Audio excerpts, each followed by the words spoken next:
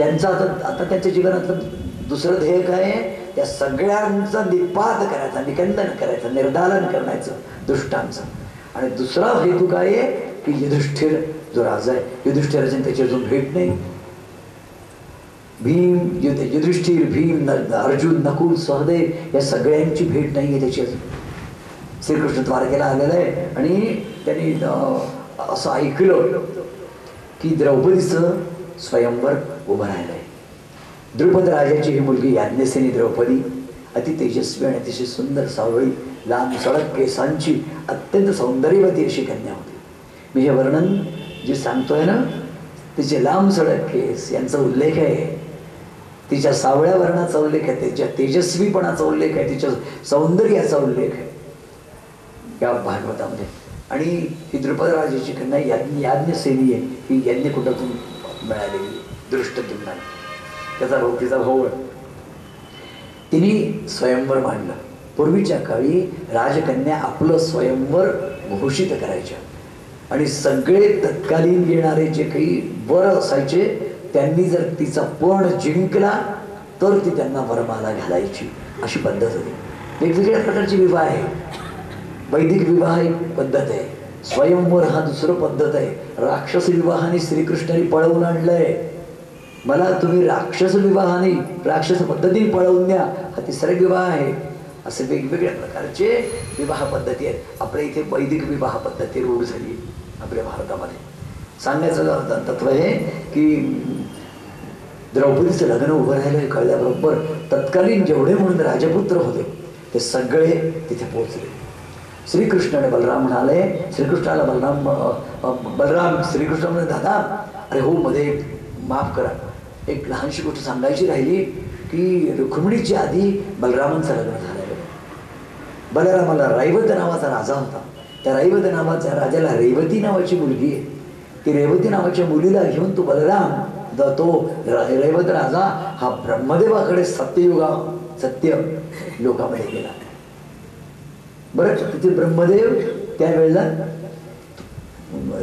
कुठेतरी 5 याने 1-2 क्षण विलंब झाला ब्रह्मदेवाशी बोलायला, त्याला भेट आपली व्यथा सांगायला की ही माझी मुलगी आहे, तर ही मी कोणाला देऊ हे विचारायला गेला. तेवढ्यामध्ये इथे 2-3 युग होऊन गेली पृथ्वीवर. तर ब्रह्मदेव त्यांना सांगतायत की अहो, तुम्ही आत्ताच्या आत्ता स्वनातीत वेगाने पृथ्वीवर जा. तुम्ही भागवतात वाचावर काय, ज्याला उत्सुकता आहे त्याने. तिथे गेल्यानंतर सध्याच्या युगात द्वापर युग चाललंय आणि द्वारकेला बलराम आणि श्रीकृष्ण हे 2 जण यादव कुळातले हे नरश्रेष्ठ आहे. पैकी बलरामाला तुझी रेवती दे. म्हणजे हे जे अंतर आहे, हे अंतर त्यांना तो गेला आणि थांबला मुहूर्त क्षण मात्र, तेवढ्या तिथे युग उलटून गेलाय. म्हणजे तुम्ही आणि स्वनातीत वेगाने गेलेलं आहे. म्हणजे आजही तो वेग आपण गाठू शकलेलो नाही आहोत. एकेका लोकांना लोकांतर आहे. आलोका लोक पर्वतात ये संती ब्राह्मणा देवातेभ्यो नित्य नमो नमः असा एक मंत्र आहे. त्या लोकालोक पर्वतापासून तर याच्यापर्यंत स्थिती अशी आहे, त्या ध्वनींच्या वेगाने प्रकाश आणि ध्वनींचा जो वेग आहे, प्रकाश वेग आणि ध्वनी वेग सगळ्यात गतिमान आहे. यांच्या वेगाने तो इथे आला आणि या वेगाने त्या ठिकाणी मग बलराम होता. बलरामाचं आणि रेवतीचं लग्न झालेलं आहे. त्याच्यानंतर रुक्मिणीचा हा विवाह आहे. आणि त्याच्यानंतर आपल्याला असं दिसेल की 2 जण म्हणाले, 2 जण गेले, त्यांना काही द्रौपदीशी लग्न थोडी करायचं होतं. ते काय म्हणाले, श्रीकृष्ण म्हणाला, दादा इथे पांडव येतील, इथे आपल्या पांडवांची भेट होईल. कारण श्रीकृष्ण इतकं गडबडीमध्ये, अहो याला आल्यापासून, मथुरेला आल्यापासून त्याला सवडच नाही. एकदम मथुरेची व्यवस्था लावायची, जरासंधाशी लढायचं, आपलं स्वतःचं जे तुम्ही त्या श्रीकृष्णाचं जे जीवन आहे ना, ते अतिव्यग्र जीवन आहे. श्रीकृष्णाला कधीही बसल्या लोळत काय करतायत भगवान झोपलेत, काय करतात भगवान झोपलेत, असं शब्दप्रयोग ऐकला नाही कधी. श्रीकृष्ण अखंड कामात आहे, कारण त्याच्यावर तो जगन्नाथ आहे. त्या आणि ते सगळेजण तिथे आले. पांडवांची काय स्थिती आहे, लाक्षागृहामध्ये पांडव राहत होते. लाक्षागृहात पांडव राहत असताना धृतराष्ट्र इतका धूर्त होता की त्याची इच्छा होती की पांडव सगळे मरून जळून जावे. म्हणून त्या लाक्षागृहातले प्रत्येक भिंत कोनाड आणि खांबन खिडकी लाक्षागृहाची बनवली होती. वरतून फक्त हे होतं असं चकचकीत असं दिसत होतं की बा काय छान महाल आहे. एक आगपिडीची काडी भप्प करी सगळं जळून जाईल अशी त्याची स्थिती आहे. ही गोष्ट विदुरांना कळली. विदुरांनी त्यावेळेला त्या याच्यामध्ये नोकरी सोडलेली नाहीये. अमात्य होते विदुर. विदुरांनी सांकेतिक रीतीने युधिष्ठिराला पत्र पाठवलं आणि विदुरांनी त्याच वेळेला जेव्हा ही गोष्ट त्यांना कळले तेव्हापासून त्यांनी लाक्षागृहातून आतून बाहेर पडायकरता भुयार खणलं. भुयार खणण्याची व्यवस्था केली गुप्तपणे. ते भुयार नगराच्या बाहेर निघत होतं त्याचं तोंड. आणि बरोबर एक दिवशी बेसावत पाहून धृतराष्ट्राने असं हे केलं की चला उद्या आगपिटीची गाडीला वाहूया कोणाला या कोणा. आणि ही गोष्ट विदुरांना कळली. ही गोष्ट विदुरांना कळल्याबरोबर विदुरांनी काय केलं सांकेतिक रीतीने युधिष्ठिराला पत्र लिहून कळवलं की तुम्ही 5ही जण दूर निघून जा. तुमच्यासाठी भुयार खणलेला आहे. आणि 5 भिल्ल आणि 1 बिल्ली त्यांना आणून झोपवलं घरात. रात्री बरोबर नियोजित केल्याप्रमाणे रात्री भडका उडाला आणि सकाळी 5 प्रेत सापडली. ती प्रेत सापडल्याबरोबर धृतराष्ट्र मोठ्याने रडायला लागला. माझी कुंती बहिणी गेली, माझे पुतणे गेले सगळे आणि संबंध राष्ट्रीय शोक 3 दिवस झेंडा खाली. हे सगळे प्रकार धृतराष्ट्राने केले.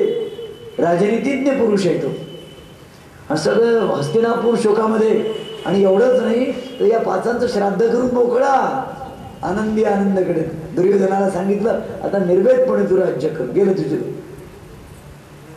पांडवांनी वेश बदलला आणि पांडव अज्ञातवासात होऊन 5 पांडव आणि त्यांची माता ही बदलाली. ब्राह्मणपुत्रासारखा वेश केला त्याने. ते एकचक्रा नावाच्या नगरीला आले. एकचक्रा नगरी म्हणजे आजचा एरंडोल.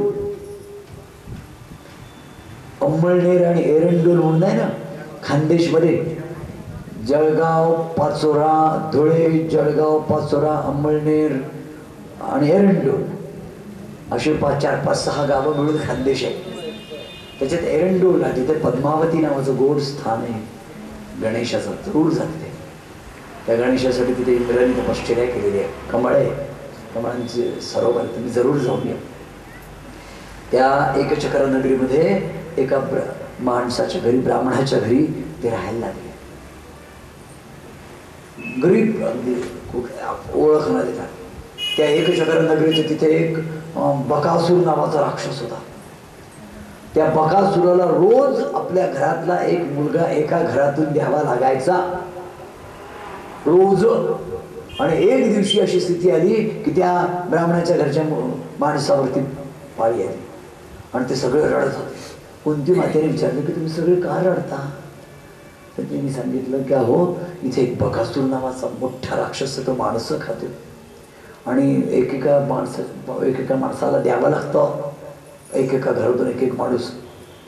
आज आमच्या घरी तर तिथे पिता पुत्रांमध्ये भांडलं की बाबा मी जातो तुम्ही राहा. पोरगा म्हणाला नाही रे बेटा मी जातो तू राहा.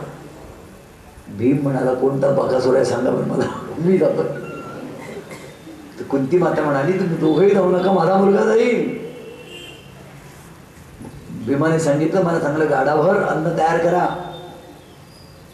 आणि भीम ते गेला तिथे आणि त्या ठिकाणी स्वतःच अन्न खात गेला मस्त. त्या बकासुराला त्याने विचारलं की बकासूर म्हणाला आला तू. हो म्हणाला आज तुलाच मला खायचं आहे. भीम म्हणाला मी तुलाच खायला आलो आहे आज. बकासूर म्हणे तू कोण आहे समजतो का सगळं.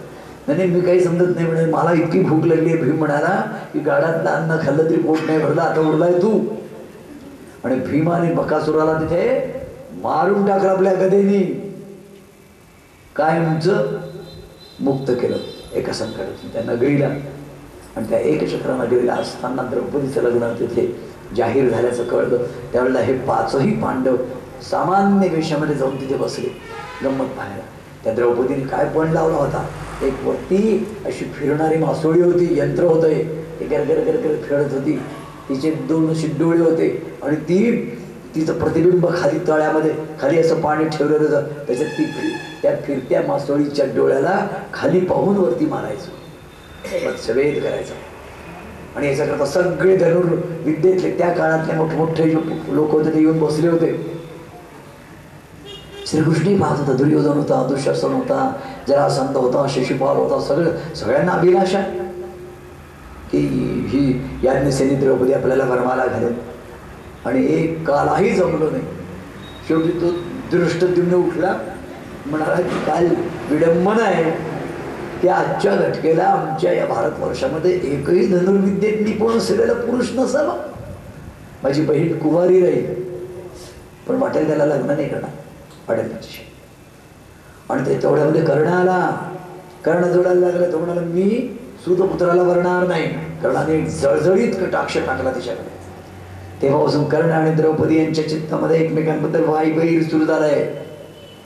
कर्ण सूर्यपुत्र होता, पण तो अधिरथाच्या घरी वाढला म्हणून त्याला सूतपुत्र म्हटलं गेलं. ही त्या काळातली सिस्टीम आहे. माझं परवाच माझ्या भावाशी बोलणं झालं. त्या काळातल्या समाजशास्त्रीय चौकटीत सगळ्यांना राहावं लागलं. ज्ञानेश्वरांना सुद्धा तसंच राहावं लागलं, तुकोबांनाही तसंच राहावं लागलेलं आहे. त्याच्या अगोदरची ही काळ, त्याच्या अगोदरचा तो काळ, त्याला आपण दोष नाही देऊ शकत.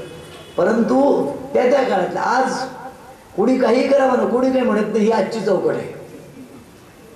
कोणी काहीही करावं, कोणाला कोणी काही म्हणणार नाही, ही आजची चौकट आहे. तर काय कालपर्यंत आम्ही विशिष्ट प्रकारची बंधनं वगैरे सगळी पाळलेली आहे. आजच्या ह्याच्यामध्ये बंधमुक्त झालो आहे. असं आजच्या काळातलं हे आलेलं आहे. त्या काळामध्ये ती बंधनं होती. सांगायचं तत्व असं की त्या आणि अर्जुन उठला. वसुधा अर्जुन आहे हे कोणालाही माहिती नाही. दुर्योधनाला वगैरे तर असं वाटलंय हे तर मेलेच आहे, त्याचं श्राद्ध केलं त्यांच्या वडिलांनी, त्याच्यामुळे दुर्योधन वगैरे झाले. अर्जुन उठला आणि त्याने एका बाणामध्ये बरोबर त्याचा मत्स्यभेद केला आणि द्रौपदीने त्याला वरमाला घातली. आणि त्याचे चारही भाऊ जे हा ब्राह्मण पुत्र आहे म्हणे, याला नाही देणार आम्ही क्षत्रिय कन्या. सगळे तर ते ब्राह्मण पुत्र म्हटल्यानंतर कारण ते दिसत ब्राह्मणाच्या वेशात आलेले होते. त्यांनी बराबर धनुष्य काढले आणि आलेल्या सगळ्या लोकांना त्यावेळेला कृष्णाने ओळखलं, दादा हा अर्जुन आहे. आणि कृष्ण आणि बलराम आणि मग त्या द्रौपदीला घेऊन ते पाचही पांडव घरी यायला लागले. घरी येता येता अर्जुनाने आनंदाने आईला सांगितलं, कुंती आत्या, कुंती आत्याकडे चाललाय. मग श्रीकृष्ण येऊन राहिलेलं आहे त्यांच्या. कुंतीला सांगितलं अर्जुनाने की आई आता मी छान भिक्षा आणली, प्रेमाने 5 जणांत वाटून खा, असं तिने उत्तर दिलं होतं. इकडे श्रीकृष्ण आला आणि मग आतेचा आणि भाच्याची भेट झाली आणि मग एकदम महाआनंद उसळला. अरे कृष्णा तू कुठे होता, तू तुझ्या याच्यामध्ये हे मी माझ्या चिंतेत सूर, माझ्याकडे पाहणारं कोणी नाही, मला या जगात अनाथ झाली रे मी. माझ्या भाऊजींनी मला सगळ्यांनी मारायचा प्रयत्न केला. विदुर महात्मा विदुरांमुळे मी इथे आज तुला जिवंत दिसते. तुला माहिती आहे या मुलांची श्राद्ध सुद्धा करून टाकली. आणि मग संबंध भावाजवळ आपल्या भाच्याजवळ श्रीकृष्ण म्हणाला, आई आता याच्यानंतर मी तुम्हाला कधी सोडणार नाही. पांडवांना एक बळ मिळालंय. योगेश्वर श्रीकृष्ण त्यांच्या मागे उभा आहे सखा म्हणून. त्याची 3 नाती आहे. सख्य आतेमामे भाऊ आहे, शिष्य पण आहे आणि मेवणा पण आहे, सुभद्रा देवी त्याला. असे 3 नात्याने ते. आणि नंतर ते सगळ्यांचं मिलन झालं. द्रुपद राजा, त्याचं सैन्य, त्याचं हे सगळ्यांचा त्याला हे मिळालं, पाठिंबा मिळाला. श्रीकृष्णाचा पाठिंबा त्याला मिळाला. आणि नंतर मग ते प्रगट झाले. प्रगट झाल्यानंतर त्यांना भेटायला गेले पण धृतराष्ट्राला. धृतराष्ट्र पुन्हा रडला, अरे तुम्ही जिवंत या. त्याने पुन्हा घेतलं. आता काय करायचं, आता मान्य तो करावंच लागेल. मग सगळ्यांनी नमस्कार नंतर खांडभवन जाळून त्यांच्याकरता श्रीकृष्णाने त्यांची राजधानी निर्माण केली. अर्जुन खांडभवन जाळलं, तिथे त्यांचं नगर निर्माण केलं, त्याला राज्यावर बसवलं. श्रीकृष्णाचं आता ध्येय आहे की याला सार्वभौम राजा करेल. असं करता करता इकडे बघा काय काय झालेलं आहे. आपण बघितलं प्रद्युम्नाचा जन्म झाला. ते म्हणतायत शतधन्वा परीक्षिती शुकदेव उवाच एकदा पांडवांना भेटण्यासाठी अनेक सात्य परीक्षितीला ते सांगताय, पांडवांना भेटण्यासाठी सात्यकी आणि अनेक यदुवंशी लोक यांना बरोबर घेऊन श्रीकृष्ण इंद्रप्रस्थावर आले. पांडवांच्या राजधानीचं नाव होतं इंद्रप्रस्थ आणि कौरवांच्या राजधानीचं नाव होतं हस्तिनापूर. हे दोन वेगवेगळ्या गोष्टी आहे बरं का. पहा पुढे, श्रीकृष्णाला पाहून पांडवांमध्ये नव चैतन्य आलं. त्याने श्रीकृष्णाला आलिंगन दिलं. लक्षात ठेवा, श्रीकृष्ण युधिष्ठिराला वंदन करायचा, भीमाला आलिंगन द्यायचा, अर्जुन त्याला नमस्कार करायचा, नकुल सहदेव त्याला नमस्कार करायचे. श्रीकृष्णांच्या पेक्षा युधिष्ठिर मोठा होता, भीम बरोबरच आहे, असं त्याचं प्रत्येकाशी वागणं आहे. भीमसेन यांच्या चरणांना प्रणाम केला, त्याला नकुल सहदेवाने श्रीकृष्णाला नमस्कार केला आणि नवविवाहित द्रौपदी लाजत लाजत कृष्णाजवळ आली. कृष्णाने आपली कुंती जी आते आहे तिच्या चरणांवर हे केला, श्रीकृष्णा तू आमचं कुशल मंगल जाणून आम्हाला अनाथांना सनाथ केलं. खरी गोष्ट आहे, महाभारताचा महानायक श्रीकृष्ण आहे, भागवताचा महानायक श्रीकृष्ण आहे. त्यांच्या वाचून पांडव निष्प्राण आहे. युधिष्ठिर म्हणाला, सर्वेश्वर आम्ही काय पूर्वजन्मी पुण्य केलं कोण जाणे, पण योगेश्वराला दुष्प्राप्य असं तुझं दर्शन आम्हाला होत आहे. पुढे एकदा अर्जुनाने आपला वानर ध्वज नावाचा रथ तयार केला आणि आपलं गांडीव धनुष्य, अर्जुनाला गांडीव धनुष्य कोणी दिलंय? सूर्यनारायणाने दिलेलं.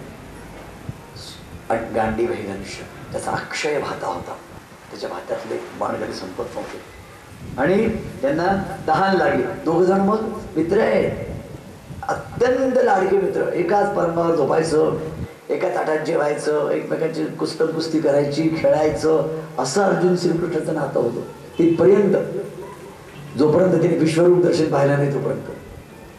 विश्वरूप दर्शन झाल्यावर त्याला एकदम म्हटलं की अरे हसतो. जसं भक्तराज महाराजांना बेडवई भाऊ लहानपणी मित्र होते आणि अरे हसतो दिनू आपला लहानपणचा मित्र, असं भाऊंनी एकदम म्हटलं पहिल्यांदा पाहिल्यावर. मित्र हा एक वेगळी गोष्ट असते, मग गुरु झाल्यानंतर एक वेगळा भाव असतो. तर तसं अर्जुनाचं श्रीकृष्णाचं झालंय. पहा, त्या ठिकाणी कालिंदी नदीच्या तिथे यमुनेच्या तटावरती आले, आपले रथ सोडला. श्रीकृष्णाने एकदम सांगितलं, अर्जुना त्या तिथे एक लहानसं छोटंसं घर बनवलेलं आहे, चांगलं याचं संगमरवराचं. तिथे एक तरुणी तपस्या करते, ती कोण आणि ती काय करते आणि कशा कोणासाठी करते विचारून ये बरं तिला. त्याला माहिती होतं बरं, कृष्ण म्हणजे तुम्हाला माहित नाही, श्रीकृष्ण सर्वांसारखं आहे, त्याला माहिती नाही असं काहीही नाही. अर्जुनाला पाठवलं त्याने. अर्जुनाने विचारलं की देवी तू कोणासाठी तप करते? ती म्हणते मी सूर्य तनया कालिंदी आहे आणि मी श्रीकृष्णांच्या प्राप्तीसाठी तप करते.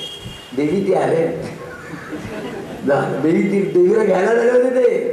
कालिंदीशी लग्न झालं थाटात आणि कालिंदीला घेऊन प्रत्येक वेळेला बाहेर गेली की एक देवी घेऊन यायची. खोटी गोष्ट नाही बरं, तुम्ही नीट बघा. धन्य ती रुक्मिणी, तिला फक्त कळायचं की आता काय हरवायचं आपल्याला, आत्मगिन येणार आहे आपल्या सवतीला ओवळायला प्रत्येक वेळा. आणि आया बियांना तर आनंदच आहे, माझ्या कृष्णाची चौथी बायको, माझ्या कृष्णाची 5वी बायको, असं म्हणता म्हणता 16,118वी बायको, असं देवकी सांगत होती. इतकं कौतुकाने असं हे श्रीकृष्णाचं अद्भुत आणि असारखे रूप आहे बघा. नंतर आपल्याला असेल पुढे आमच्या श्रीकृष्णांच्या अवंतीचा जावई आहे, अवंती देशाला श्रीकृष्ण आला. त्या ठिकाणी विंद आणि अरविंद नावाची बहीण होती, मित्रविंदा. तिची इच्छा होती की श्रीकृष्ण आपला पती व्हावा. याचं कारण काय तुमच्या लक्षात? मी त्या कन्या किंवा याला सगळ्यांचीच इच्छा असते की श्रीकृष्ण माझा पती व्हावा. तो श्रीपती आहे, प्रत्येक जीवाला वाटतं की माझं त्याच्याशी लग्न व्हावं.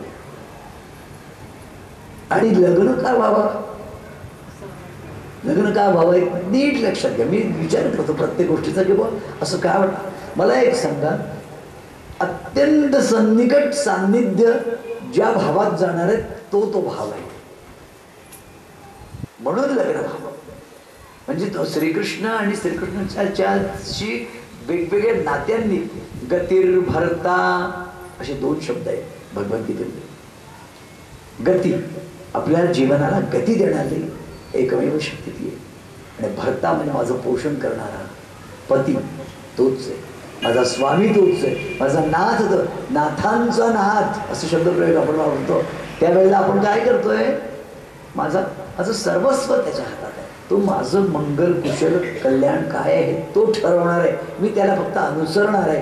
हा भाव ज्या दाम्पत्य भावात येत असतो म्हणून त्याला पती म्हणायचं. याच्यासाठी नाही की श्रीकृष्णाचा चांगलं 2-3 बंगले आहेत, त्याच्याजवळ 5-6 कार आहेत म्हणून तो माझा पती बाबा, असा भाग नाही. त्याच्या ऐश्वर्याकडे पाहून कोणी त्याच्याशी लग्न नाही करत आहे, त्याच्या सौंदर्याकडे पाहून त्याच्याशी कोणी लग्न नाही करत आहे.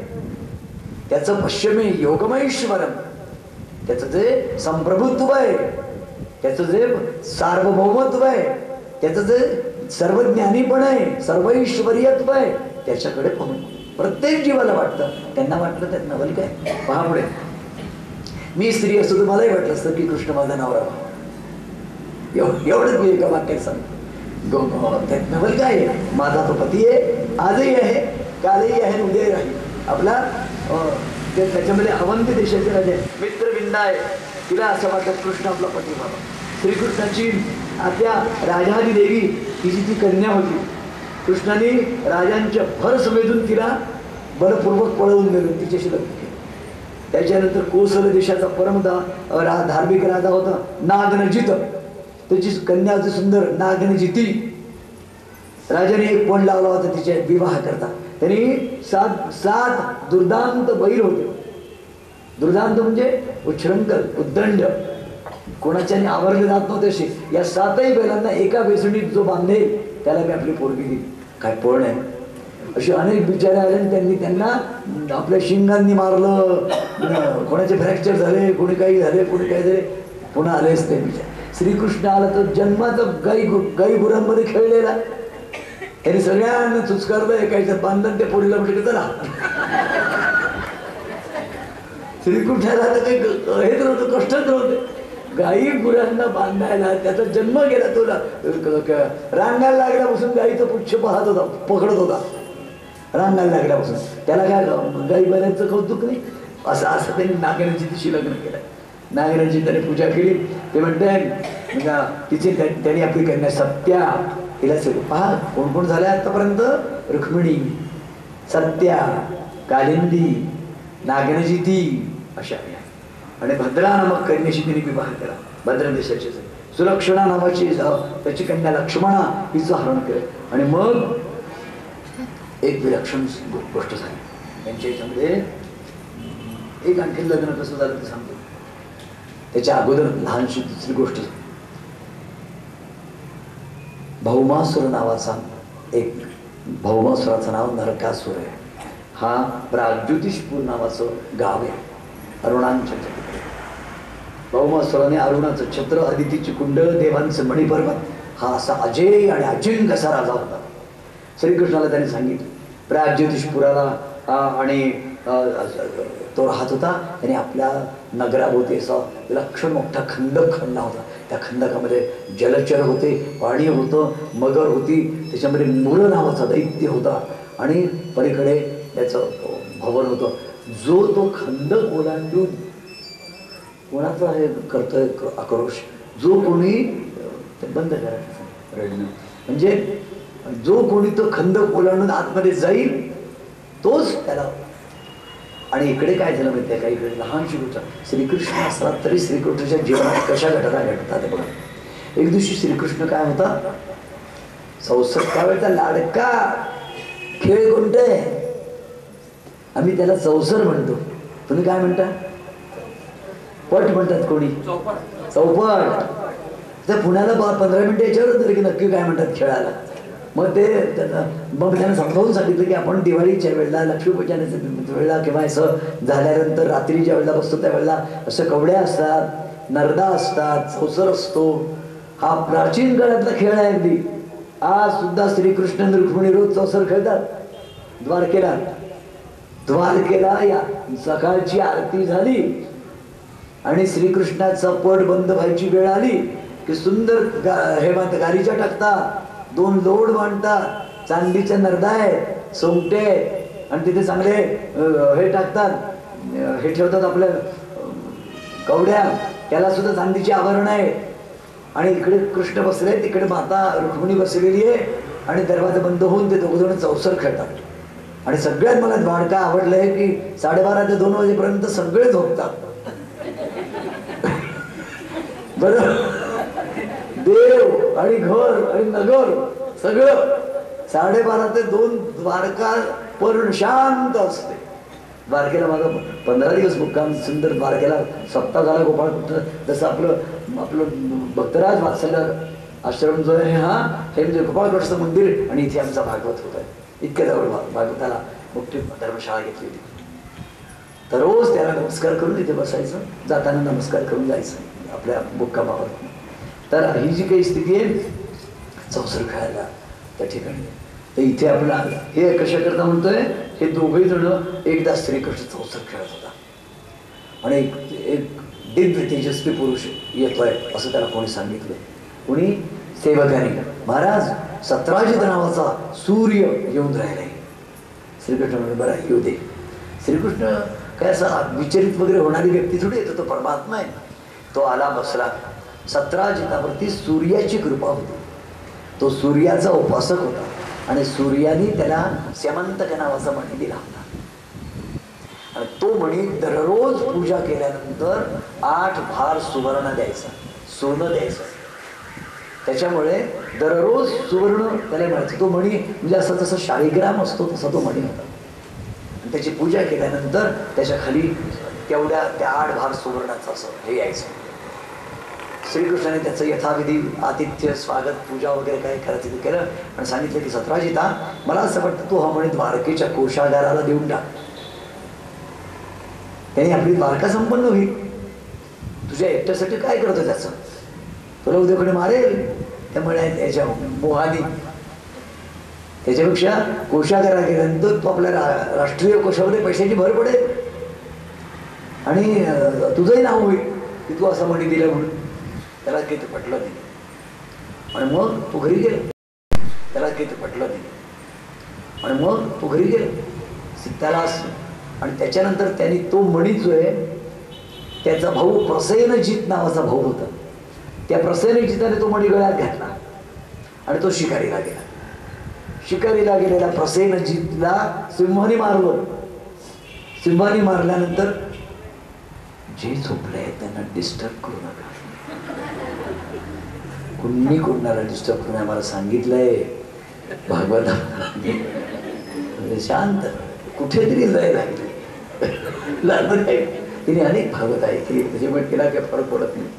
सांगायची गोष्ट म्हणजे त्या प्रसरीची त्याला मारलं आणि त्याला मारल्यानंतर ते द्वारकेमध्ये वार्ता आली. श्रीकृष्णाने प्रसेनाची त्याला मारलं आणि हा मणी पळवला, चोरला. श्रीकृष्णावरती चोरीचा आळ आला.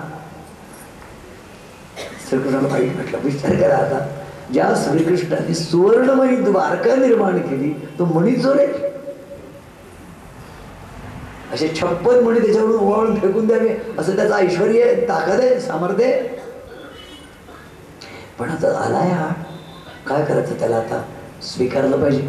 श्रीकृष्णाने बरोबर 5-4 माणसं घेतली फक्त आणि दादांना सांगितलं, दादा मी हा प्रसेनजित कुठे गेला ते पाहून येतो आणि मणी घेऊन येतो, तुम्ही निश्चिंत राहा. पण दादा निश्चिंत राहिले म्हणजे दादा संबंध द्वारकेला निश्चिंत करतील. उगीच कोणाचे घबराट होणार नाही कोणामध्ये. आणि बरोबर श्रीकृष्ण गेला, त्यास हुडकून काढलं की प्रसेनजित कुठे गेला होता, काय गेला होता. प्रसेनजिताचे कपडे सापडले रक्त आळलेले, प्रसेनजिताची उपानहं, त्याचे जोडे सापडले, त्याचे अंगावरची इतर गोष्टी सापडल्या, त्याचं धनुष्य सापडलं, अमुक सापडलं. करता करता त्याचं एका सिंहाने त्याला जाळीपर्यंत नेलेलं पाहिजे. त्याच्यानंतर तिथून पुन्हा माणसाची पावलांसारखी पावलं दिसली आणि ती पावलं गेली एका गुहेत. श्रीकृष्णाने बघितली की इथपर्यंत त्याचं हत्या सिंहाने केली आणि मग नंतर पलीकडे काय जे झालं असेल ते इथून त्या गुहेमध्ये. आणि एकटा श्रीकृष्ण गुहेत गेला. त्याने आपल्या बरोबरच्या माणसाला सांगितलं, मी परत येईपर्यंत द्वारके जाऊन काहीही वार्ता द्यायची नाही. मी परत आल्यानंतर द्वारकेमध्ये जायचं. मला मृत पाहिल्याशिवाय द्वारकेत जाऊन काहीतरी वेडविंद्र सांगायचं नाही. इथे बसून राहा. रक्त जरी बाहेर आलेलं दिसलं तरी ते माझंच आहे असं नाहीये, त्याचंही असू शकतं असं. कारण असंच वाली आणि सुग्रीवचं झालं होतं. सुग्रीव वाली आणि त्याचं हे हा आतमध्ये गेला. आतमध्ये गेल्यानंतर ते बिवर होतं, बिवर ज्याला कृष्ण बिवर म्हणतात, असं कृष्ण बिवर होतं. आणि तुम्हाला आश्चर्य वाटेल की रामाच्या काळातला जांबवंत तिथे राहत होता. युगानुयुगांपासून श्रीकृष्ण आतमध्ये गेला. त्या जांबवंतांचा सुंदर महाल होता आतमध्ये. त्याची कन्या होती जांबवती. आणि हा जो मणी आहे हा तिथे याला पाळण्याला टांगलेला होता. जांबवंत आणि श्रीकृष्ण यांचं 17 दिवस मल्लयुद्ध झालं. त्या काळामध्ये जांबवनाची इच्छा होती की एकदा रामाशी लढावं. भाई चांगलाच होता, पण चांगला गायक असतो ना, त्याच्यासमोर जर चांगला गायक आला ना तर जुगलबंदी करावी असं वाटतं. एकदा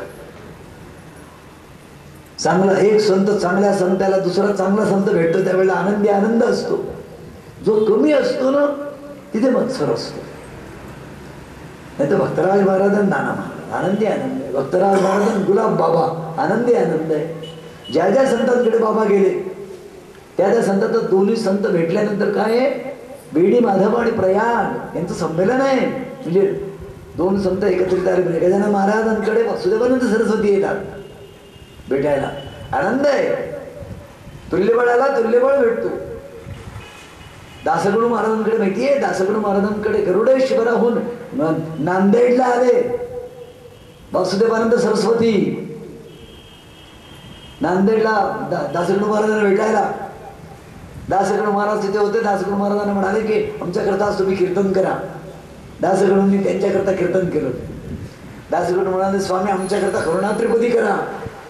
त्याने त्या करुणात्रिपदी म्हणत आणि मग म्हणाले स्वामी आम्ही चाललो होतो. दासगणू बरं ते वायुमार्गाने गेले. कुठे नांदेड कुठे गरुडेश्वर. तुल्यबळ सारखा भेटे सारख्याशी. गंगा मिळते यमुनेला, कृष्णा मिळते कोयनेला. तसे हे दोघही जण जे ते परस्परांशी. आणि एक वेळ अशी आली की त्याच्या छातीवरती श्रीकृष्ण बसलाय आणि त्याचा डोळे श्रीकृष्णाच्या डोळ्यात गेले आणि तिथे त्याला रघुरामचंद्रांचं दर्शन झालं. अरे तुम्हीच प्रभू रामचंद्रा. देवा मला माझी इच्छा पूर्ण कर. माझी इच्छा होती देवा तुझ्या शंकर मस्त लढाई करा. तू माझी पूर्ण केली. मी तुला शरण आहे देवा. मग त्याने पूजा केली कृष्णाची. देवा माझी आठवण म्हणून जांबवती घेऊन जा. जांबवती कन्या घेतली. हा मणी त्याला घातला कृष्णाला आणि गोविंद कृष्ण बाहेर बायको घेऊन आला. ताबडतोब त्यांनी निरोप पाठवला आणि पुन्हा त्याचं सुस्वागत झालं चांगलं जांबवंताने त्या. आणि जांबवती नावाची तिचा मुलगा सांब, जांबवतीचा मुलगा असे.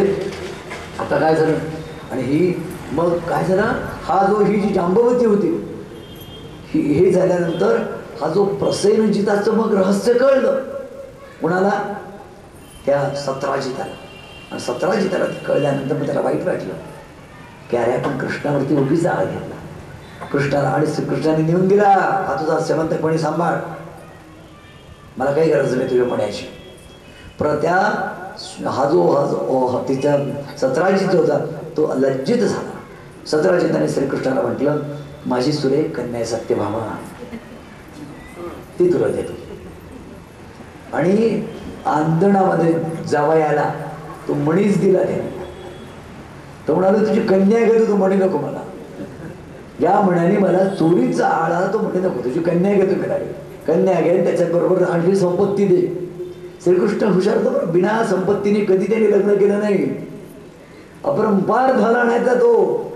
आपले लग्न, पोरांचे लग्न, नातसुना नातवांचे लग्न, गडगंज संपत्ती आणली आहे श्रीकृष्णाने. असं नारळ हे नारळ पूर्वी समजा वगैरे भातुकडा नाही केलं. तू श्रीमंत आहे मी श्रीमंत आहे, व्यवस्थित दे व्यवस्थित घे. असं श्रीकृष्णाचं विलक्षण जीवन आहे. हे जे सगळ्या बाकीच्या गोष्टी आपल्या इथे आल्या आहेत नाही, आपल्या दारिद्र्याचे सूचक आहे. हो, लग्न कार्यामध्ये प्रेमाने द्यावं, प्रेमाने घ्यावं, प्रेमाने खावं, प्रेमाने खाऊ घालावं, आनंद करावा, याच्यासाठी लग्न आहे. लग्नात जाऊन सबजणीची उसळ खायची आहे का? एकादशी खातात तसं आनंदाने करत, मिष्टान्न वितरायचं ना. बाकीचे सगळे लोक आनंद करता लग्नामध्ये जातात. पोरगी पाहत असते पोराकडे, आईबाप पाहत असतात सोयरेधाऱ्यांकडे, आणि पाहुणे पाहत असतात पक्वान्नांकडे. काय काय केलं आम्हाला बाकी पुढे काही लग्न होत काय विधी काय करायचे ते करा तुम्ही, आम्ही आला वेळेवर जेवू घाला म्हणजे झालं. असा हा लग्न नावाचा सोहळा असतो. आजही तसाच आहे, त्याही वेळेला तसाच होता. पहा मी म्हणताय, सांगायची गोष्ट म्हणजे सत्यभामा सत्यभामा सुरेख होती. सत्यभामा दिसायला आणि असायला सुद्धा, फक्त तिला थोडं गर्व होता. रुक्मिणी ही सात्विक होती, सुंदर होती, सात्विक होती. रुक्मिणी आनंद आणि सगळ्यांचा प्रतिपाळ करण्याच्या जननी होती ती. सत्यभामा वगैरे मध्ये कुठेतरी स्वतःच्या रूपाचा, सौंदर्याचा आणि संपत्तीचा, माहेरचा असं कुठं तिचा काय झालं. सत्यभामा तर आली घरी, आणि हा जो सत्राजित नावाचा त्यांचा आहे, त्याला शूरसेन नावाच्या एकाने तो मणी पळवला आणि याला मारून टाकला. सत्यभामाच्या वडिलांना मारल्याचं पाहिल्यावर हाहाकार झाला. सत्यभामा एकदम रडायला लागली की नाही नाथा, माझ्या वडिलांच्या मारेकराला शोधून काढा. मग दोघेही भाऊ त्याला शोधायला गेले, तर तिकडे छत्तीसगडच्या पलीकडे तो भेटला. त्यांचे जे अंतर खूप आहेत तर छत्तीसगडच्या पुढे अरुणांच्या अलीकडे असा जंगलात तो भेटला. तिथे त्याला मारलं, त्याच्याजवळ काही तो मणी मिळाला असेल. स्थिती अशी झाली. आता बघा तुम्हाला मी गंमत सांगतो, मनुष्याची अधपतित अवस्था कशी होते याचं हे उदाहरण आहे. शूरसेनाकडून तो मणी अक्रूराने चोरला. हा तोच अक्रूर जो अक्रूर गोपाळकृष्णाला घ्यायला नंदन घरी गेला होता. हा अक्रूर त्यांच्या मंत्रिमंडळात आहे कृष्णाच्या. हा अक्रूर त्यांचा राज्यसभेतला एक मानकरी आहे. त्यांनी तो चोरला. तो यात्रेला निघून गेला. तो व्यवस्थित दररोज सोनं वगैरे काढायचा, दान धर्म करायचा. आणि मी केवढा दाढी वाढवली, जटा वाढवल्या, मोठा. तर त्याची याच्या दानधर्माचं रहस्य काय. मी दानधर्म करीन तर माझं काहीतरी तर पाहिजे ना, माझं तर काहीतरी मी दानधर्म करीन कुठून. अक्रूराचं हे रहस्य कृष्णाने ओळखलं. तो म्हणला अक्रूर गेलाय कुठे बाहेर. आपल्या अक्रूर काका म्हणा मी यात्रेला जातो. ते अक्रूर काका यात्रेहून येण्याची कृष्ण वाट पाहत होता. त्यांना पूर्ण खात्री होती की अक्रूरांजवळ मणी आहे. त्याच्यानंतर मग इकडे काय झालं, तो शूरसंत तिकडे मेला. त्याचं सतराजिताचं शरीर तेलाच्या डोणीमध्ये ठेवलेलं होतं. त्याचाही विनियोग झाला. आणि आपल्याला असं दिसेल की तो मणी गायब झाला. तो मणी शापितच होता. तो मणी गायब झाला. तिसरा रे श्रीकृष्णाने तिची समजूत घातली सत्यभामेची. आणि त्याच्यानंतर श्रीकृष्ण एकदा सत्यभामेला घेऊन प्राग्ज्योतिषपुरावरती लढाई करायला गेला. भौमासुराला मारला. भौमासुर म्हणजेच नरकासुर. नरकासुरला त्यांनी चतुर्दशीच्या दिवशी मारलं म्हणून नरक चतुर्दशी आपण म्हणतो. रात्रभर सत्यभामेने श्रीकृष्णाला लढाईमध्ये मदत केलेली आहे. रात्रभर तो गरुडावर बसून ते गेलेले आहेत. त्याचे मुर नावाचा दैत्य होतं, त्याला मारलं. त्याच्यानंतर म्हणून त्याचं नाव मुरारी पडलं. श्रीकृष्ण गोविंद हरे मुरारे हे जे नाव आहे. त्याच्यानंतर त्या खंदकाला पार करून आतमध्ये गेला. तो बलाढ्य अशा प्रकारचा भौमासुर होता. त्यांनी 16,100 स्त्रिया ज्या आहेत त्यांना त्यांनी आपल्या बंदीखान्यामध्ये ठेवलं होतं. आणि तेवढ्या राज्यांना त्यांनी यमसदनाला पाठवलं होतं. त्यांचं राज्य घेतलं होतं. त्या सगळ्या अनाथ स्त्रिया श्रीकृष्णाच्या समोर आल्या. आणि इकडे त्याचा जो मुलगा होता, सकाळी श्रीकृष्ण त्याला मारून जय जयकार सगळं झाल्यानंतर सत्यभामेची आणि श्रीकृष्णाची पूजा केली नगरवासियांनी. त्याच्या मुलाला गादीवर बसवलं. तो त्याचा हे होता, जसं जरासंधाला मारल्यानंतर सहदेव नावाचा त्याचा मुलगा होता, त्याला बसवलं. तात्पर्य हे त्या सगळ्या कन्या आल्या. आणि त्या श्रीकृष्णाला म्हणतात, भगवान तुम्ही पृथ्वीपती आहात, भूपती आहात, विष्णू आहात. आम्ही काय करावं तर सांगा. आम्ही आमच्या घरी परत जाऊ शकत नाही. आम्हाला आमचं घरदार स्वीकारणार नाही. आमचा स्वीकार तुम्ही करा. तुम्ही आमचा स्वीकार केला तर जग आम्हाला आदर करेल. लक्षात ठेवा, भस्माचा स्वीकार भगवंतानी केला, शिव भगवंतानी भस्माचा आदर आपण करायला लागलो, ते भस्म आपण कपाळाला लावतो. विभूती श्री शंकरांनी लावल्यामुळे भगवंता तुम्ही आमचा स्वीकार करा. भगवंतानी म्हटलं होय मी तुमचा स्वीकार करतो, मी तुमचा पती आहे. पती शब्दाचा अर्थ रक्षण करता. पाती हा धातू आहे पती या शब्दामध्ये.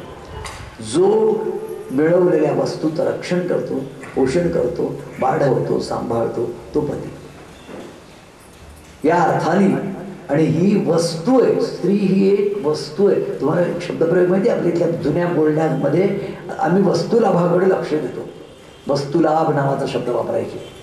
वस्तुलाभ म्हणजे ही एक चिदवस्तू आहे, तिचा लाभ होतो. वस्तू याचा अर्थ सामान्य वस्तू नाही, सामान्य आहे.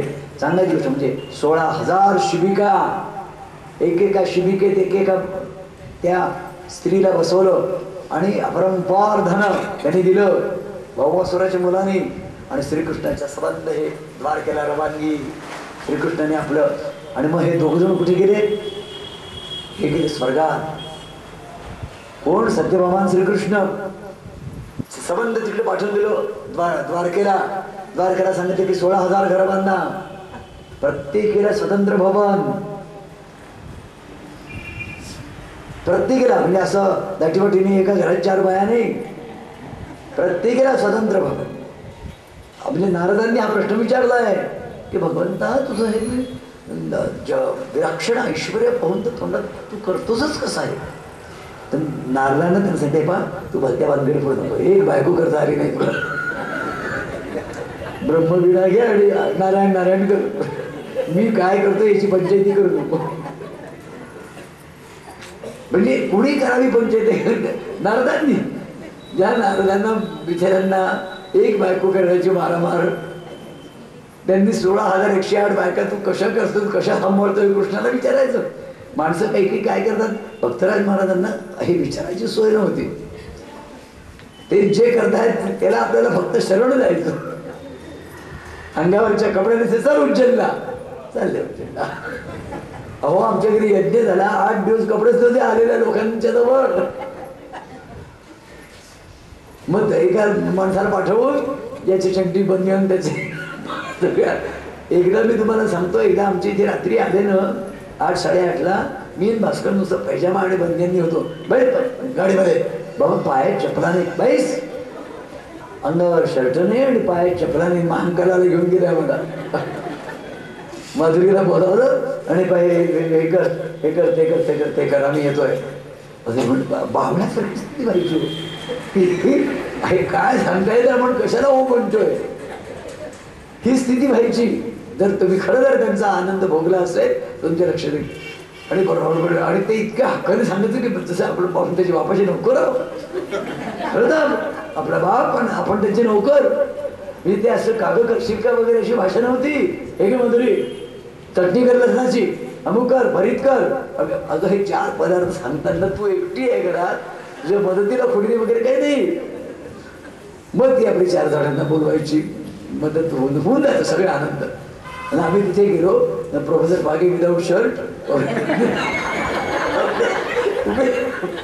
महांकारात मी आणि मागतो बोल.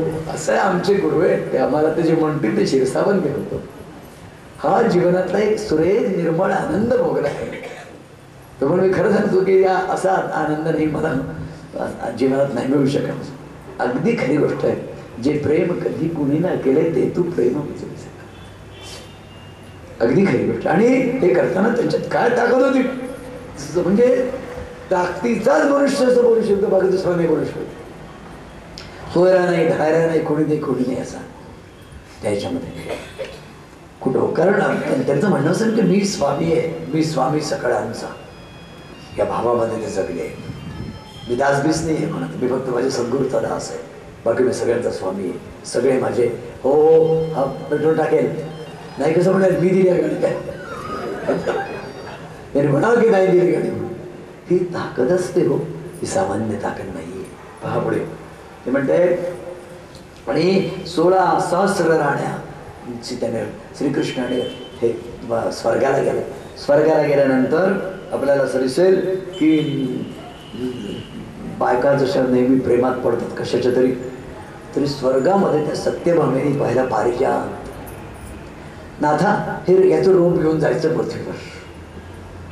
आणि तो पारिजात सत्यभामेने पृथ्वीवर आणला. बरं श्रीकृष्णाच्या छोट्या मोठ्या गोष्टींमध्ये लक्ष देतात. जरूर घे बरं, तर असं म्हणून घेऊन आले. आपण सुद्धा जातो बायकोला घेऊन. तर काय बाजार करायचं ते करा तुम्ही, वेळेवर गाडीत बसायच्या वेळेलाही आम्ही झालं. आपल्याला त्या बाजाराशी काही कर्तव्य नसतं, त्यांना काय घ्यायचं काय नाही. आणि बाजार आणि बाई यांचं जबरदस्त जवळचं नातं आहे.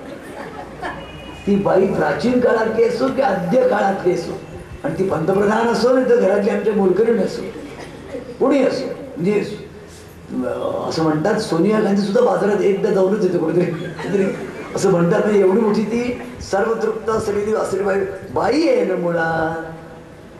त्या मुळात तिचा प्रकृतीचा तो स्वभाव आहे.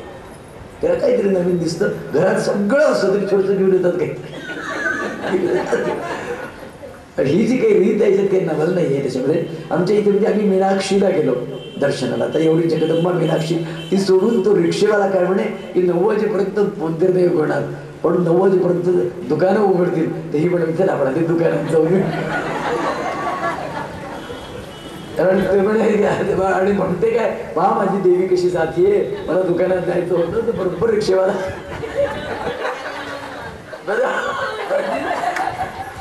थोडक्यामध्ये असं आनंद असतो घरामध्ये आपल्या. तर आणि प्रत्येकाच्या घरात असतो की आमच्याच घरी असं नाही, सगळ्यांच्या घरी असत असतो. सांगायची गोष्ट म्हणजे पारिजातकाला इथे आणलं श्रीकृष्णाने. आणि मी माझ्या अंगणात आणि माझ्या अंगणात आपण तुझ्याच अंगणात बाई फुले का पडती शेजारी, बहरला पारिजात दारी, फुले का पडती शेजारी. लावला अंगणात तिच्या आणि फुलं आणखीन सुगंध चालू लागला रुक्मिणीच्या अंगणामध्ये. म्हणजे असं या गाण्यावरून असं वाटतं की त्यांचे फ्लॅट लागलेले असावे. या गाण्यावरून नेहमी तुम्ही अर्थाकडे पाहत जा बरं, म्हणजे गंमत वाटते आणि आनंद भोगा बरं. आपल्याला की असं काहीतरी हे नाही करत. आपण कृष्ण रूप व्हायचं. कृष्ण आनंद आहे, कृष्ण हा परमानंद आहे, कृष्ण हा सच्चिदानंद आहे, कृष्ण हा ब्रह्मानंद आहे. हे लक्षात घ्या. भागवतामध्ये मला असं गंभीर चेहरे करून सगळेजण आता अशोक सभेला बसले तर हे मला भागवतातलं दृश्य नाही आवडत आहे. तो परमानंद आहे, सच्चिदानंद आहे, ब्रह्मानंद आहे, आनंद गंध आहे. तो आनंद आहे आणि मी आनंद आहे. आम्ही दोघजण एकमेकाला भेटतो. त्याचं चरित्र चिंतन आम्ही करतोय. आम्हाला जर हसू नाही आलं, प्रसन्नता नाही आली तर मग काय फायदा. म्हणून पहा पुढे किती चावट होता श्रीकृष्ण. सांगतो तुम्हाला मी त्याची ही कहाणी आहे काय भागवतातली कहाणी आहे. एक दिवशीची रात्रीची गोष्ट आहे. 2 जण महालामध्ये आहेत. श्रीकृष्ण आपल्या मंचकावरतीच पहुडलाय. सायंकालीन त्यांच्या इथली जे रत्नदीप असतात तसे दिवे लागलेले, गवाक्ष उघडे, त्याच्यातून मंद सुगंध असा येऊन राहिलेला आहे. आणि भगवती आमची रुक्मिणी त्याला चौरीनी वारा घालते. तो तिच्याकडे पाहतोय. तिला काय म्हणतो बघा. एकदा जगद्पिता ज्ञानदाता भगवान श्रीकृष्ण रुक्मिणीच्या दुधासारख्या शुभ्रमणी कोमल अशा पर्यंकासनावर सुखाने बसले. सर्वत्र सुसुमनांचा सुगंध पसरला. उद्यानातल्या पारिजात पुष्पांचा सुगंध शीतल वायूमध्ये मिळून आल्हाददायक झाला होता. रूपलावण्या आणि बाहेरचा चंद्रमा चांदण्याच्या रूपाने आतमध्ये आला होता. रुक्मिणीच्या मुखचंद्रावरचा सुहासाचा अमृत पाहून तो प्रेमभराने श्रीकृष्ण तिला म्हणाला, अगं राजपुत्री. तो तिला म्हणतोय आता त्याचं भाषण पहा. तू किती सुंदर आहेस, ऐश्वर्य संपन्न आहे, उदार आहे, बलवान आहे. असं कितीतरी राजे तुझ्यासाठी तडफडत होते. त्या सगळ्यांना सोडून तू माझ्यासारख्या एका चोराशी लग्न केलं. तुला अजूनही कोणाकडे द्यायचं तर तू जा. त्याला मी आजही मोकळी करतो. ती पगार लागली की अहो काय बोलता काय. ते म्हणाले तुला कल्पना आहे शिशुपाल तुझ्यासाठी किती तळा म्हणला. दंतवक्र आला होता, हा आला होता, आणि तू मला सांगितलं म्हणून तुला घ्यायला आलो. ते मला तर माहिती नव्हतं तुझं स्वयंवर आहे, लग्न आहे. तू म्हटलं मला घेऊन जा, मी घेऊन आलो. आता जर तुला जर काही पुनर्विचार करायचा असेल जा पुढे. सांगा कोणत्या त्या पट्टराणीला हे भाषण ऐकवेल. तिला इतकं वाईट वाटलं की ती मूर्छित झाली. तर तू म्हणाले की अगं तुला काय खरं वाटलं का मी तुझी गंमत केली. मग तो सांगतो की अरे ययोरात्मसमं वित्तं जन्मैश्वर्या कृतिर्भव तयोर्विवाहो मैत्रीं च नोत्तमाधमयो क्वचित. तू अदृश्य, तू त्या भिक्षुकाच्या नादी लागली आणि तू माझ्याकडे मला बोलावणं पाठवलं. माझ्याकडे पाशी तर तुला माहिती आहे की मी सर्व बाबतीत उदासीन आहे. श्रीकृष्णाच्या जीवनाचं रहस्य लक्षात घ्या. ही अत्यंत मोलाची आणि नाजूक आणि महत्वपूर्ण बाब आहे. सर्व करून काहीही न करणं,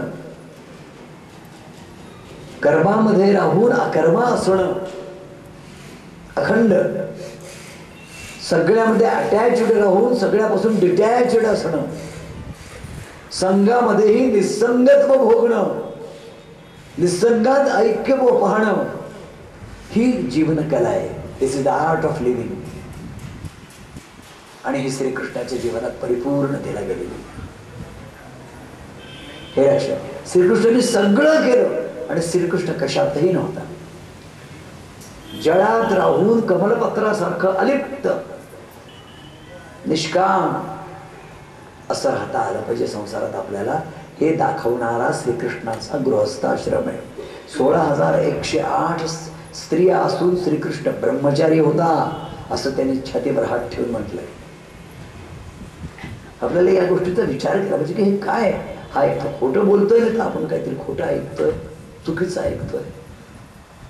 त्यांनी त्या 16,108 स्त्रिया ज्या आहेत त्या काही भोगदासी म्हणून दिल्या होत्या, त्यांना अभय देण्यासाठी त्यांनी त्यांना नेलेलं. हा यवना राजांच्या घराचा काही, यवना राजांच्या राज्यातला औरंगजेबाचा, शहाजहानचा किंवा बाबराचा किंवा हुमायूनचा किंवा कुबेराचा असा हा स्त्रियांचा हे नाहीये. श्रीकृष्णाच्या त्या स्त्रिया म्हणजे आपल्याला हे ओळखता आलं पाहिजे, समजलं पाहिजे आपल्याला की हा काय म्हणतोय. आणि ज्यांनी सगळ्यात शेवटी सांगितले परीक्षिताच्या वेळेला मी तुम्हाला परमाच्या दिवशी ही गोष्ट सांगितली, मी आयुष्यात जर कधी खोटं बोललो नसेल, मी आयुष्यात जर ब्रह्मचर्याने राहिलो असेल, मी आयुष्यात जर सद्धर्माच्या स्थापनेसाठी माझ्या जीवनाचा क्षण वेचला असेल तर परीक्षित जिवंत होऊ दे असं त्यांनी म्हटलं ना. याचा अर्थ असा की तो, आणि तो योगेश्वर आहे. योग नावाचा अर्थ काय आहे? योग शब्दाची पहिली व्याख्या पातंजल योगशास्त्रामध्ये काय केलेलं आहे, त्याच्यामध्ये त्यांनी व्याख्या काय केलेली आहे की मन, चित्त, प्राण, इंद्रिय या सगळ्यांचं संयम जो करून देतो त्याचं नाव योग आहे. योग हा चित्तवृत्ती निरोधा, हे पहिलं सूत्र आहे पतंजली योग सूत्रातलं. योगश्चित्तवृत्तीने, मी तुमच्याशी गमतीने बोलतो पण मी गंमत नाही करत आहे, एवढं फक्त ध्यानात ठेवा. योगश्चित्तवृत्ती निरोधा, आपल्यातल्या सगळ्या चित्तवृत्तींवरती संपूर्ण निरोध म्हणजे नियंत्रण, ताबा, काबू, स्वाधीन माझ्या अशी ज्याची जिंकलेलं असतं. जितेंद्रिय जो असतो तो योगी असतो. जितेंद्रियम बुद्धिमतां वरिष्ठम मध्ये जितेंद्रिय विशेषण आलेलं आहे. त्याने सर्व इंद्रियांना जिंकलेलं असा श्रीकृष्ण होता. तर तो असं काहीतरी अस्ताव्यस्त जीवन जगेल आणि म्हणून आपल्याला असं दिसतंय. ते म्हणताय श्रीकृष्ण ती केळीच्या खांबासाठी ती राजकन्या जगदंबा आमची रुक्मिणी पडली आणि एकदम तो प्रियतमा रुक्मिणीची अवस्था पाहिली. त्याचं हृदय कारुण्याने भरून आलं आणि त्यांनी तिच्या प्रेमाची नुसती चाचणी घ्यावी म्हणून असं बोलला होता. तो म्हणाला, अगं विदर्भनंदिनी, तुझं माझ्यावर अनन्य प्रेम आहे, मी जाणतो. तुझं प्रेमपूर्वक भाषण ऐकावं म्हणून मी थट्टेने असं बोललो. बरं, तुझ्या कोपामुळे तुझा चेहरा अधिक सुंदर दिसेल असं मला वाटलं म्हणून मी असं बोललो. भगवंताने आपल्या प्राणप्रियेची समजूत घेतली. ती मध्ये कुठे त्या थट्टेचा अर्थ समजला. तिचा पती म्हणजे पुरुषभूषण पुरुषोत्तम होता, त्याच्याही मनामध्ये आनंदाचा. ती म्हणाली, अरविंद लोचना, तुम्ही योग्य बोलला. तुम्ही त्रिगुणातीत आहात आणि मी गुणमयी आहे, कामनापूर्ती करता धडपडणारी आहे. मी तुमच्या समान नाही होऊ शकत. मी पहिल्या पत्रात सुद्धा हेच लिहिलेले की तुमच्या गुणांची माझी बरोबरी नाही.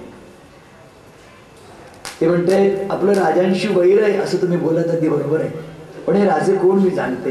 हे राजे म्हणजे दुष्ट इंद्रिय, त्यांचा आपल्याशी वैर आहे. आपला मार्ग लौकिक पुरुषासारखा नाही.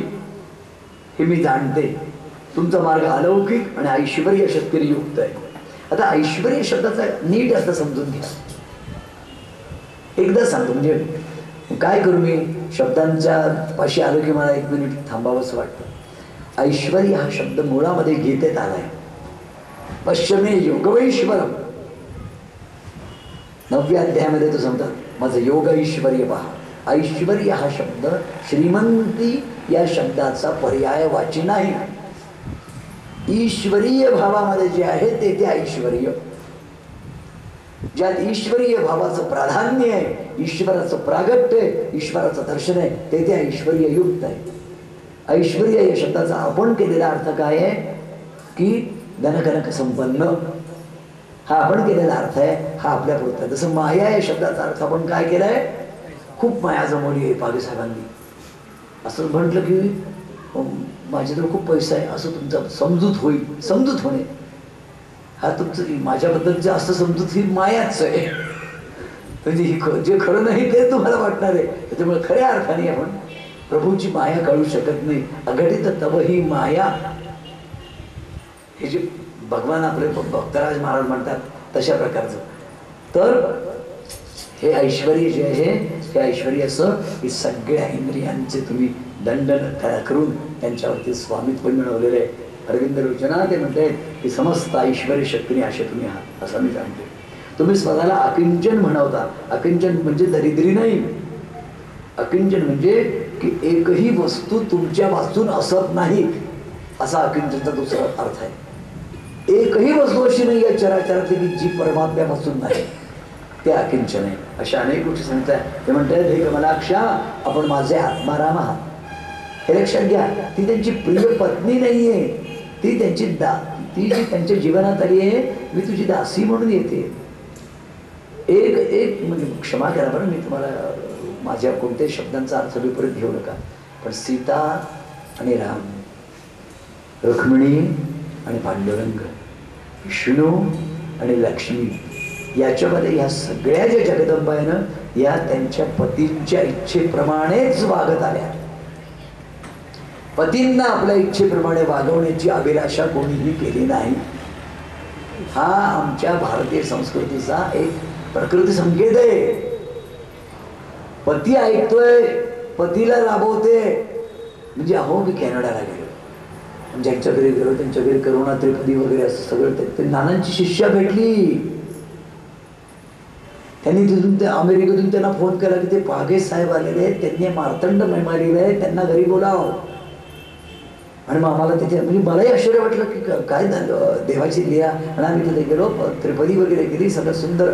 आणि त्याच्यामध्ये त्यांनी व्हिडिओ शूटिंग केलं त्रिपदीचं, नानांच्या बद्दलच्या गोष्टी ऐकल्या झाल्या. आणि नंतर जेवायचं होतं तर ती नवऱ्याला म्हणते जरा बघ रे तू मरणाकडे बघ, मी यांच्याशी बोलते. बापरे, मी नानांचं सगळं ऐकल्यानंतर जवळ त्या बहीणचं ऐकलं, तिचं नाव माधुरी दीक्षित. हे नाव सुद्धा विलक्षण आहे बरं.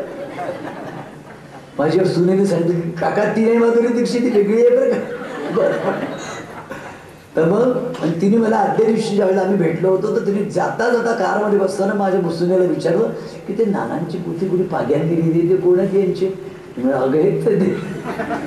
मग आमचं सांगायची गोष्ट म्हणजे एकूण याच्यामध्ये त्या नवऱ्यांच्या ज्या स्थित्या पाहिल्या मी, ते पाहून मिळतं जास्त दिवस कॅनडात राहण्यात अर्थ नाही. आपल्या मायदेशीचा ना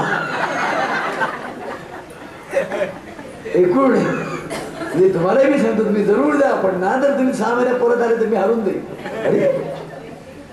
अशी स्थिती आमच्या इथल्या नवऱ्यांची अजून तरी झालेली नाही.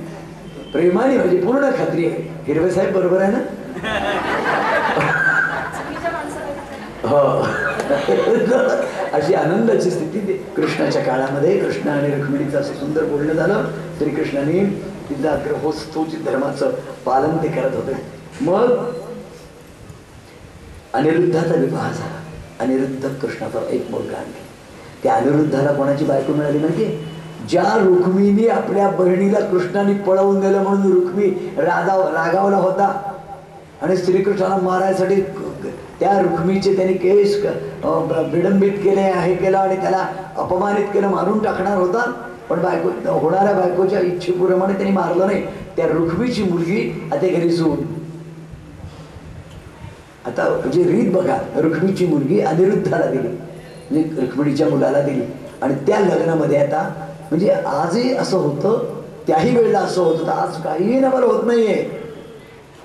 मला ऑब्झर्वेशननी तुम्ही फक्त बघा, घटना हजारो वर्षांपूर्वीच्या घटना आहेत आणि आजही त्या होत आहेत. त्या लग्नामध्ये लग्न कार्य आटोपल्यानंतर दोन्हीकडचे व्याही पक्षांकडचे लोक चौसर खेळायला बसले आणि त्याच्यामध्ये रुक्मिणी जो आहे म्हणजे झालेले व्याही, सध्याचे वर्तमान व्याही कृष्णाचे, आणि तिकडल्या बाजूने बंधू ज्येष्ठ बलराम दादा, आणि तो खोटं खेळला. बलराम दादाने त्याला मारून टाकलं.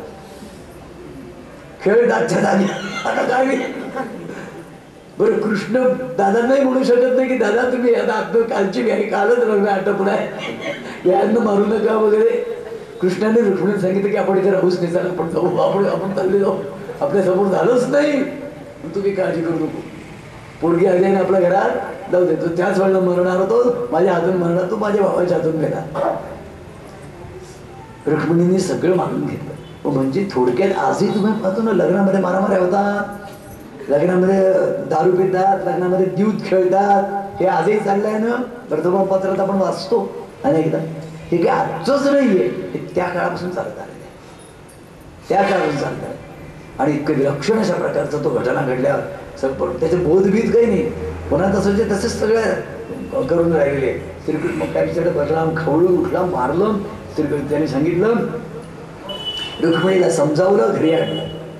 आणि तसंच मग आता पलीकडे दुसरा विवाह झाला एक, त्याची हा जो दुसरा विवाह नाही, हा एका नातवाचा झाला, दुसरा अनिरुद्ध नावाचा हा जो दुसरा आहे, याची स्थिती. बाणासूर नावाचा एक शंकरांचा मोठा भक्त होता, आणि या बाणासुरांनी शंकराला इतकं आराधना करून जिंकून घेतलं होतं की बाणासुराच्या नगराच्या वेशीवरती, द्वारावरती शंकर पहारा करायचे. शंकराला जिंकल्याशिवाय बाणासुरापर्यंत कोणीही शत्रू पोचू शकत नव्हता.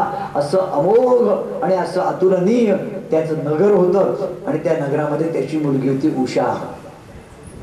ती ज्या वेळेला हे राहिली, काय त्याला म्हणतात, लग्नाची झाली, त्यावेळेला तिच्या मैत्रिणी होत्या. तिच्या मैत्रिणीमध्ये एक विलक्षण मैत्रीण होती, ती उत्कृष्ट चित्र काढायची आणि तिला ज्ञान होतं की ठिकठिकाणचे जे राजपुत्र आहेत वेगवेगळ्या राजवंशातले, त्या सगळ्यांची चित्र ती काढून दाखव. ती एक एक चित्र काढून दाखवायची उशेला की तुला हा आवडला का, तुला हा आवडेल का,